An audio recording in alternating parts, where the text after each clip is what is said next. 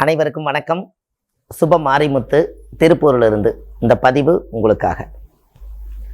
இப்பொழுது மக நட்சத்திரத்தை பற்றி இன்னைக்கு நம்ம ஒரு சூட்சமமான விஷயத்தை உங்களுக்கு சொல்ல போகிறேன். மக நட்சத்திரத்தில் ஒருவர் பிறந்தால் சிம்ம ராசியில் பிறப்பார்கள். வாழ்க்கையில் மக நட்சத்திரம்னாலே உங்களுக்கு தெரியுமல்லவா, பேருக்கும் புகழுக்கும் மாலைக்கும் மரியாதைக்குமே வாழ்ந்து வாழ்ந்து வாழ்ந்து வாழ்ந்து காலத்தையே கொண்டு போயிடும். மக நட்சத்திரக்காருக்கு ஒரு மாலை போட்டு ஒரு பொன்னாடை போத்திட்டா போதும். அவங்க வாழ்க்கையில் பொழுதா வரைக்கும் அவர் இருந்து நம்மளுக்கு ஒரு பொன்னாடை போத்திட்டாரே, நம்மளுக்குன்னு ஒரு மாலை போட்டாரே, இவருக்கு ஏதாவது நம்ம செய்வோன்னு சொல்லி அங்கே நிற்பார் ஜம்முன்னு. அவ்வளோ பெரிய ராஜ மனிதனவே ஒரு பொன்னாடை கட்டுப்படுது பார்த்துங்க. மகம்னா சிம்மம், சிம்மம்னா என்ன, அவர் தான் நம்ம தான் சொல்லிட்டாரல்ல, அதுதானே பொன்னாடை போட்டார், இத்தனை பேர் விட்டு எனக்கு போட்டுக்கிறாரல்ல, அப்போ இவருக்கு எதாவது செய்யணும் அப்படின்னு சொல்லி இந்த மக நட்சத்திரக்கார வாழ்க்கையில் பேருக்கும் புகழுக்கும் மாலைக்கும் மரியாதைக்காகவே வாழ்ந்து அவங்க காலத்தை கழிச்சிருவாங்க. பணத்தை சம்பாதிக்க தெரியாது அவங்களுக்கு, புகழை சம்பாதிக்க தெரியும். அப்படியே ஒருவேளை பணம் சம்பாதிச்சாலும் யாராவது கஷ்டப்பட்டு கண்ணீர் விட்டு அழுதாங்கன்னா பூராத்தையும் தூக்கி கொடுத்து போட்டு வந்துடுவார். இது மக நட்சத்திரக்காருக்கு தான் இதோடைய அணுக்கு. அப்போ இந்த மக நட்சத்திரத்தில் பிறந்தது ஒரு இடம், வளர்ந்தது ஒரு இடம், இருக்கிறது ஒரு இடம், இப்படி எல்லாம் போய் சுற்றி அடித்து கடைசியில் ஒரு 40 வயசு 45 வயசுக்கு மேலே தான் அவருக்கு புத்தியே வளரும். அடடா, நம்ம இவ்வளவு காலமாக தேடி வச்சோமே, இது எல்லாத்தையும் தூக்கி போடுறோமே, எப்போ தான் நம்ம வாழ்க்கையில் நம்ம வச்சு பொழைப்புன்னு சொல்லி அவருக்கு 40 வயசுக்கு மேலே 45 வயசுக்குள்ளே தான் அவருக்கு சுய அறிவே பிறக்கும். அது வரைக்கும் பேருக்கும் புகழுக்கும் மற்றவங்களுடைய வளர்ச்சிக்காகவே இவர் போய் கூட ஒத்துழைச்சு உழைச்சி ஓடா தேஞ்சு அவர் ஒரு வழி ஆயிடுவார். இது ஆணுக்காய் இருந்தாலும் பெண்ணுக்காய் இருந்தாலும் இந்த மக நட்சத்திரத்துக்கு இந்த கொள்கை. அதே ஒரு பெண்ணாக இருந்தால் அவங்க வாழ்க்கையில் உள்ளத்தில் அழுகிறது, வெளியே சிரிக்கிறது, தன்னோட வேதனை தனக்குள்ளேயே முடி வச்சுட்டு இன்னைக்கு சரியாயிருமா நாளைக்கு சரியாயிருமா அப்படின்னு வெளியில் சொல்லாமல் வேஷத்தவே போட்டுக்கிட்டு கடைசி வரைக்குமே ஒரிஜினல் தெரியாமல் அவங்க வாழ்ந்துக்கிட்டு இருப்பாங்க. உண்மையாக வாழ்கிற வாழ்க்கை எங்கே இருக்குன்னே எனக்கும் தெரியலைங்க, நானும் தேடித்தான் இருக்கிறப்பாங்க அவங்கள கேட்டிங்கன்னா. இப்படியெல்லாம் மக நட்சத்திர சிம்ம ராசியில் ஒருவர் பிறந்து படாத கஷ்டத்தைப்பட்டுட்டு இருக்கிறாங்க. அப்படி இருக்கிறவங்க எந்த நட்சத்திரக்காரை பிடிச்சா வாழ்க்கையில் மேலுக்கு வரலான்னு இன்னைக்கு ஒரு சூட்சமத்தை இன்னைக்கு உங்களுக்கு சொல்ல போகிறேன்.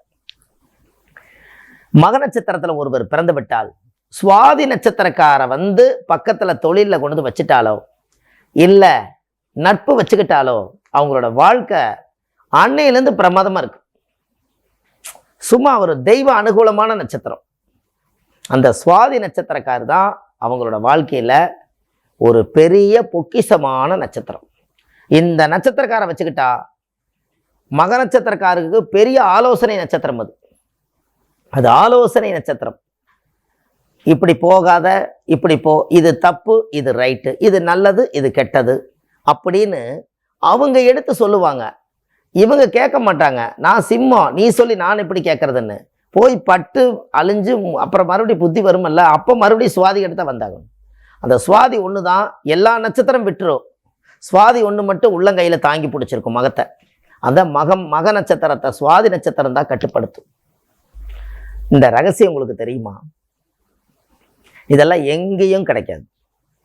இதெல்லாம் பழைய கால நூல்களில் பெரிய பெரிய மகான்கள் ஜோதிட நூல்கள் எல்லாம் வகுத்து அப்படியே வச்சுட்டு அவங்கெல்லாம் மண்ணுக்குள்ளே போயிட்டாங்க.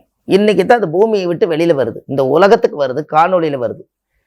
அப்போ இந்த நட்சத்திரத்தில் ஒருவர் பிறந்துட்டாலே மக நட்சத்திரம் ஜெகமாலும்னு சொன்னாங்க. அவ்வளோ பெரிய ஆளும் சக்தி உள்ள ஒரு அமைப்பு. அது முன்னுக்கு வலையினா எவ்வளோ வேதனை, அவங்க வாழ்க்கையில் எவ்வளோ வேதனையாக இருக்கும் நீங்கள் நினச்சி பாருங்கள். கொஞ்சமாக நெஞ்சமா அவங்க கஷ்டப்பட்டது கொஞ்சம் கணக்கே இருக்காது. கௌரவத்துக்காகவே வாழ்க்கையை ஓட்டி ஓட்டி காலத்தை பூரா ஓட்டிடுவாங்களே ஒழிஞ்சு ஒரு நாளும் கூட எனக்காக நான் வாழ்ந்தேன் அப்படின்னு அது சொல்லவே சொல்லாது. கௌரவம், புகழ், பேச்சு இதுகளுக்காக வாழு, தன்னுடைய சுய வாழ்க்கைக்காக அது வாழாது. வரும் 40-45 வயசுக்கு மேலே உடம்பு எல்லாம் ஓரளவுக்கு தேய்மானம் ஆகும்போது அந்த புத்தி வருது. ஏன் நல்லா இருக்கும்போது இன்னும் நல்லா இருக்கலாமே. அப்போ பாருங்க, இந்த நட்சத்திரக்காருக்கு சுவாதி நட்சத்திரத்தை கொண்டு போய் இறைவன் வச்சிருக்கார். கடவுள் எப்படி படைச்சு, எப்படி உருவாக்கி, எப்படி இந்த ஜோதிடத்தை கொண்டு வந்தாங்கன்னு பெரிய பிரமிப்பா இருக்குது பார்த்தீங்க. இந்த நட்சத்திரக்கார், இந்த நட்சத்திரம் பூர்வ ஜென்ம பந்தம். இவங்களுக்கு வழிகாட்டி அவங்க தான், வேற யாருமே இல்லை. அப்போ கண்டிப்பாக உங்களோட வாழ்க்கையில் ஒரு நல்ல மாற்றம் ஏற்பட வேண்டும் அல்லவா? உங்களுடைய ஊழ்வினை கர்மாதோஷ நிவர்த்தி ஆகணும் அல்லவா? தெய்வ அனுகூலம் நம்மளுக்கு கிடைக்கணும் அல்லவா? அதுக்கு தான் இந்த நட்சத்திரம். மக நட்சத்திரக்காரர் எங்கே போனாலும் சுவாதி நட்சத்திரக்காரை கூட கூட்டிகிட்டு போனால் அந்த காரியம் ஜெயம்.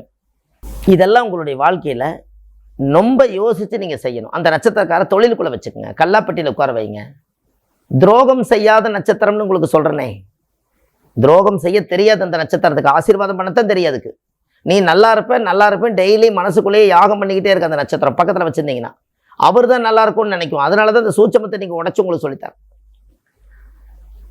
அப்போ இதெல்லாம் நீங்கள் தெரிஞ்சுக்க வேண்டிய விஷயம் அல்லவா?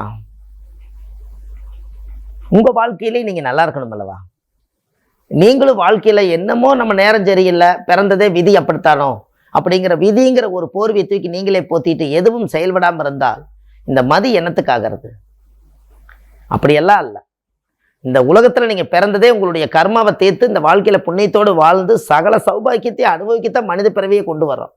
அப்படி இருக்கும்போது நம்ம ஜாதகம் சரியில்லை, நம்ம நேர காலம் சரியில்லை, நான் பிறப்பே சரியில்லைன்னு உங்களுக்குள்ள நீங்களே தாழ்த்திட்டா எப்படி? அதனால இது பவர் இருக்குது, இந்த இடத்துல யோகம் இருக்குது. அந்த யோகத்தை நீங்கள் ஆக்டிவேட் பண்ணணும், அந்த யோகத்தை நீங்கள் கொண்டு வாங்க. நீங்கள் இந்த பதிவை கேட்டுட்டு நீங்கள் சுவாதி நட்சத்திரக்கார மக நட்சத்திரக்காரு நீங்கள் போய் சந்தித்து அவங்கள போய் பார்த்து கொஞ்ச நேரம் பேசிட்டு அவங்களுக்கு ஒரு டீ சாப்பாடு கொடுத்துட்டு நீங்கள் வாங்க, உங்களோட வளர்ச்சி எப்படி இருக்குன்னு பாருங்கள். எதுவாக இருந்தாலும் நீங்கள் செக் பண்ணி பார்த்துட்டு நீங்கள் உங்களுடைய கடைப்பிடிங்க, தவறே கிடையாது. இதெல்லாமே நட்சத்திர கோலாட்டத்தில் வானசாஸ்திரத்தில் இருந்து பிரபஞ்சத்திலேருந்து அந்த ஒளி நம்ம மேலே படும்போது அந்த ஒளியும் இந்த ஒளியும் தான் நேர் ஒளியாக வரும். அப்படின்னா பாருங்க, அது எவ்வளோ பெரிய அதிசயம். இதெல்லாம் கேட்கும்போது எப்படி இருக்கு? பல ஒவ்வொரு கிரகங்களும் எத்தனையோ கோடி மைலுக்கு அந்த பக்கம் இருக்குது. 27 நட்சத்திரத்தில் இந்த நட்சத்திரம் தான் இவங்களுக்கு சாதகமான நட்சத்திரங்கிறத இன்னைக்கு நம்மளுக்கு இந்த விஷயம் தெரியுதுன்னா, இதைய கண்டுபிடிச்சு ஆராய்ச்சி செஞ்சு முன்னோர்கள் அதை எப்படி பத்திரப்படுத்தி வச்சு அவங்க அனுபவிச்சு வாழ்ந்திருப்பாங்க.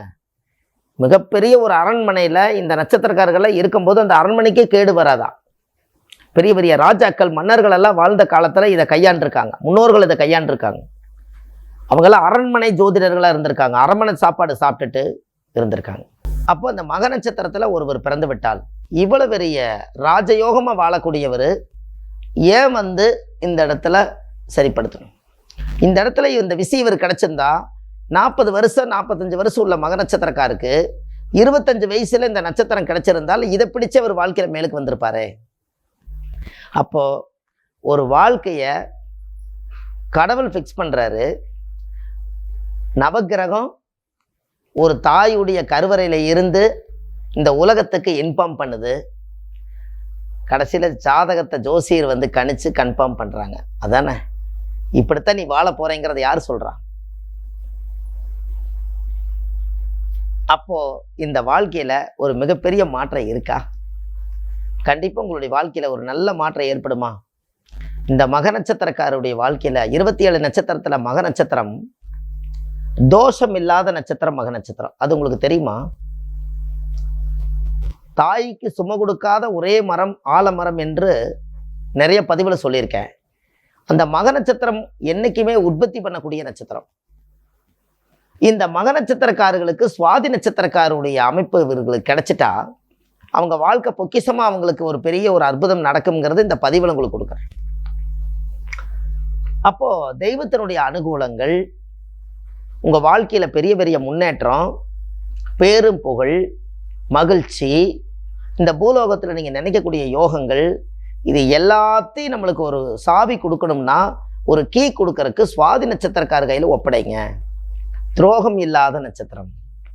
அந்த நட்சத்திரத்துக்கு ஆசீர்வாதம் பண்ண தெரியும், நீங்கள் எங்கே போனாலும் நல்லா இருக்கும்னு தெரியும், அவங்க போய் அர்ச்சனை பண்ணிட்டு வருவாங்க. அந்த அளவுக்கு உங்களுக்கு ஒரு வளர்ச்சி கொடுக்கக்கூடிய நட்சத்திரம்.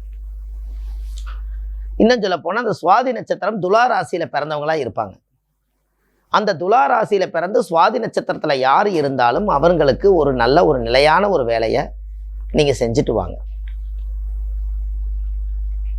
அனைத்து பிரச்சனைகளும் உங்களுக்கு தீரும். அனைத்து பிரச்சனைகளும் உங்களுக்கு தீரும். உங்களுக்கு அதுலேருந்து ஒரு பெரிய பெரிய யோகத்தை எல்லாம் நீங்கள் எடுத்து உங்கள் வாழ்க்கையில் ஒரு மிகப்பெரிய ஒரு முன்னேற்றத்தை நீங்கள் அடைவீங்க. இந்த சுவாதி நட்சத்திரத்தை கரெக்டாக அவங்கள கண்டுபிடிச்சு அவங்களுக்கெல்லாம் போய் ஒரு நன்மை செய்யும் போது அவங்களுக்கு நீங்கள் ஒரு பணிவிடை செய்கிறது, அவங்களுக்குன்னு ஏதாவது ஒரு சிம்மாசனத்தில் அவங்களுக்கு ஏதாவது ஒரு வேலை வாங்கி கொடுக்கறது, ஒரு அரசாங்க வேலை வாங்கி கொடுக்கறது, ஒரு வீட்டு வேலைக்கு வாங்கி கொடுக்க, ஏதோ ஒன்று அவங்களுக்கு உதவி செஞ்சுக்கிட்டே இருந்தீங்கன்னா அவங்க நல்லா இருக்கும்னு உங்களை பார்த்து சொல்ல அந்த ஆசீர்வாதம் பிரமிப்பார். உங்களுக்கு அதுலேருந்து ஒரு மிகப்பெரிய மாற்றம் பிறக்க ஆரம்பிச்சிடும்.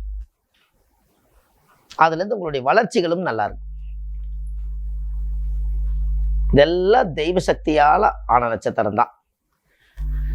முன்னோர்கள் எல்லாம் இதை மறைமுகமாக கண்டுபிடிச்சு மறைமுகமாக இந்த ரகசியத்தை ரகசியமாகவே வச்சுட்டு போயிட்டாங்க. அதனால மக்களுக்கு இது கொஞ்சம் வெளியே வர்றதுக்கு கொஞ்சம் சிரமம். இன்னைக்கு அது வர்றதுக்கு காலம் என்னன்னா, பிரபஞ்சம் நம்மளுக்கு கொடுத்துருக்குது, இதை உலகத்துக்கு சொல்லு, இப்படி ஒரு நட்சத்திரத்தில் பிறந்தவங்க இப்படி ஒரு நட்சத்திரத்தை ஆக்டிவேட் பண்ணால் அவங்க வாழ்க்கை நல்லா இருக்கும் அப்படின்னு ஏதோ ரூபத்தில் அந்த பிரபஞ்சத்தினுடைய ஞானம் சுரக்கலைனால் இது எப்படி நம்ம சொல்ல முடியும்? இது எப்படி இந்த கருத்தை நம்ம உணராமல் இருக்க முடியும்? அதனால் மக நட்சத்திரக்காரர்களுக்கு சுவாதி நட்சத்திரக்காரை நட்பு ரீதியாக வைத்து கொண்டால், அவங்கள எந்த ரூபத்துக்கு அவங்கள மனசை கஷ்டப்படுத்தாமல், அவங்கள பகைச்சிக்காமல், அவங்களுடைய சொத்துக்கு அபகரிக்காமல் எவ்வளவுக்கு எவ்வளவு நீங்கள் வச்சுருக்கிறீங்களோ அவ்வளவுக்கு அவ்வளோ உங்களுக்கு நன்மையே. இதில் இன்னொன்று சொல்கிறேன், நீங்கள் கேட்டுக்குங்க. உங்களுக்கு அது தெய்வ நட்சத்திரம்னு நம்ம சொல்லிட்டோமா, அவங்கள நம்ம சித்திரவதை ஏதாவது பண்ணுனா அது தெய்வ சாபமாகி ஜாதகம் வேலை செய்யாமல் போயிடும். இந்த ரகசியத்தை நீங்கள் தத்துரூபமாக வச்சுக்கோங்க. அவங்கவுங்களுக்கு நட்சத்திரம் நான் சொல்லியிருக்கேன், அந்த நட்சத்திரக்காரர்களை சித்திரவதை பண்ணக்கூடாது, அவங்கள கஷ்டப்படுத்தக்கூடாது. நமக்கு சாதகமான நட்சத்திரத்தை நம்ம போய் பாதகம் பண்ணக்கூடாது. இது பண்ணாமல் இருந்தால் தான் இந்த ஜாதகம் வேலை செய்யும். அப்போ ஜாதகம் வேலை செஞ்சால் தான் நீங்கள் வேலை செய்வீங்க. ஜாதகத்துக்கும் உங்களுக்கும் கனெக்டட் இருக்குது. வெளியிருந்து வரக்கூடிய இது புண்ணியமாக பாவமானு நீங்கள் முடிவு பண்ணுங்கள். இப்படியெல்லாம் பண்ணி உங்கள் வாழ்க்கையில் நீங்கள் எது சரி எது தவறுன்னு முடிவெடுத்து உங்கள் வாழ்க்கையில் இன்னமும் நல்ல பெருசாக வளர முடியும். அதற்காகவே இந்த நேரத்தில் உங்களுக்காக இந்த பதிவை நான் உங்களுக்கு கொடுத்துருக்கேன். உங்கள் வாழ்க்கையில் நீங்கள் இன்னும் நல்லா முன்னுக்கு வந்துடுவீங்க. இனிமேல் இந்த நட்சத்திரத்தை கெட்டியாக பிடிச்சிக்கோங்க. மகம் ஜெகம் ஆளுங்கிறத இந்த பதிவில் நீங்கள் கட்டாயம் பார்க்க முடியும். அதிர்ஷ்ட நட்சத்திரம் மகத்துக்கு சுவாதியே என்று சொல்லி அடுத்த பதிவில் உங்களை சந்திக்கிறேன். நன்றி, வணக்கம்.